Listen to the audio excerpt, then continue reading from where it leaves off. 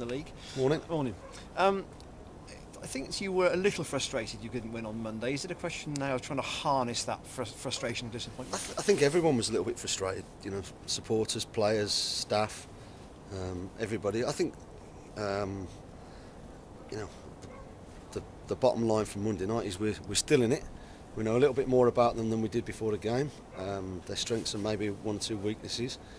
We didn't play anywhere near our best. We started really well. But we are still in it, and we've got every chance of progressing through. I think expectations have just risen, from everyone, and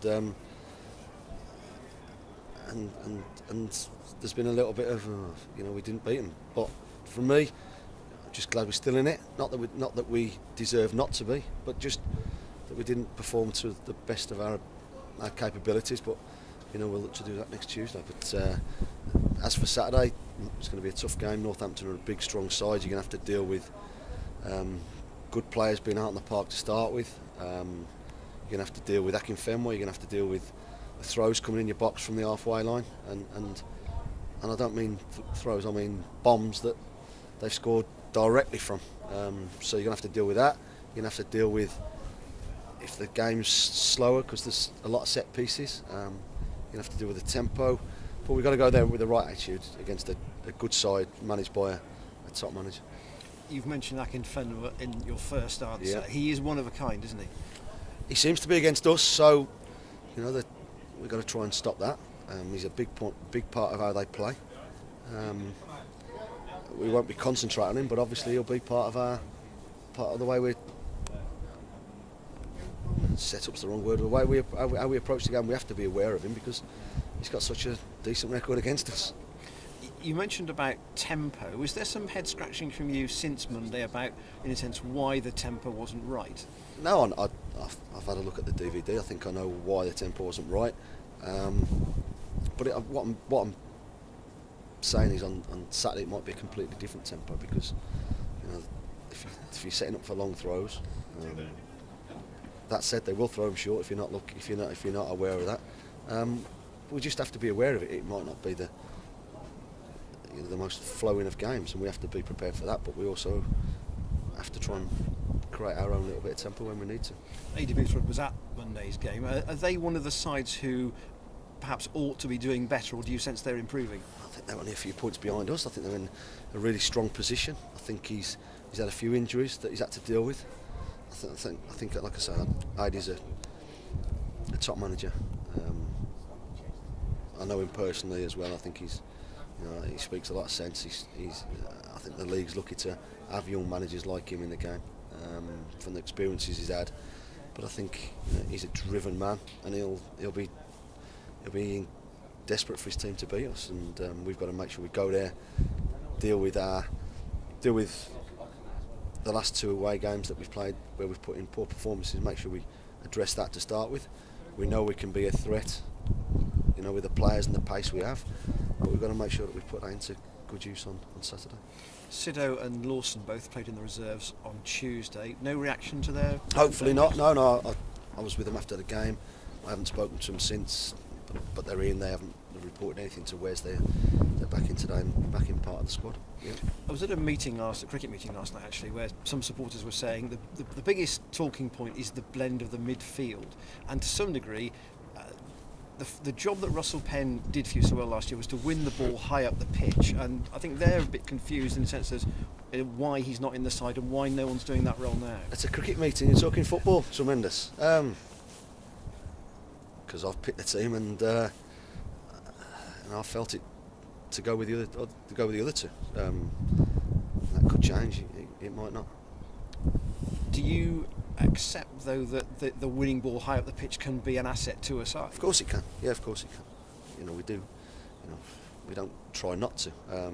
Last couple of games with Jake, we've put him in there as almost like a second striker. We've tried that one. I understand where people are coming from, but we're doing all right. There's no injury issue with Russ at all, is there? No. Okay.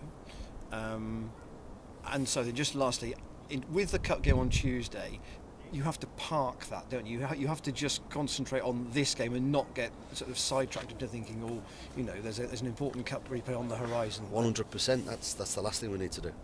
You know, they'll be big and strong, and they'll be well organised, they'll be well drilled, the set pieces will be quality.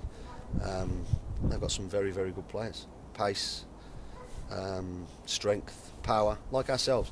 So we're going to set up, we're going to be difficult to beat, we're going to be first and foremost hard-working, competitive, and if we can do that and play with the pace that we've got on the break, then brilliant. Well, you're obviously not going to concentrate just on one player, but Akinfenwa, we know what he's going to do, but it's stopping him's another matter. Yeah, isn't it? like I said, I mentioned him, as Ian said in the first couple of sentences. We're almost better off not even thinking about him because he'll score anyway. So we've just got to concentrate on trying to do what we do. We don't set out particularly to do certain, you know, to concentrate on one player because they've got other good players. We have to be aware of him. We have to try and have a plan of how we centre halves deal with him. But that can't be our main focus. How have you got to know AD quite well? They're just on the circuit. Yeah, I've known Andy for years, and actually I had to get behind a camera last week for a course that I'm on and interview him. So that was interesting. He only lives around the corner from me. He's good. I think he talks a lot of sense. He's got a lot of knowledge for such a young manager. And like I say, I like him. What were you asking him about? I'm doing my pro licence, and I had to interview him like you lot do me, but that's a shame, probably. But more about like his career path and his philosophy and all that sort of thing. But it was good. He was very kind enough to give me an hour of his time, and it was good. Yeah, you said it before. There are some good managers filtering down to League Two now. So yeah. To be third up against some very. Listen, I was disappointed Tuesday. Like the crowd were, like the board was, like everybody was. But bottom line is we're still in it. We're third in the table. We know we need to improve on things. We know we need to get a few things right. You know, I need to pick the team and get that selection right more often than not.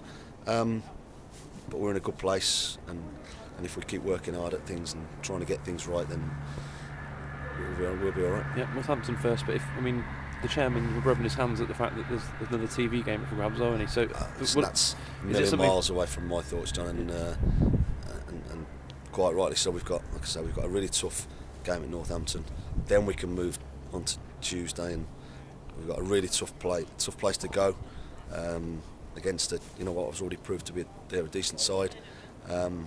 Only then we'll even start thinking about that. Yeah. Do you think the next week can make a big difference to what you might be able to do in January? Well, you'd be stupid not to think that, but I haven't even thought about that. Yeah. Okay, Mark. Cheers.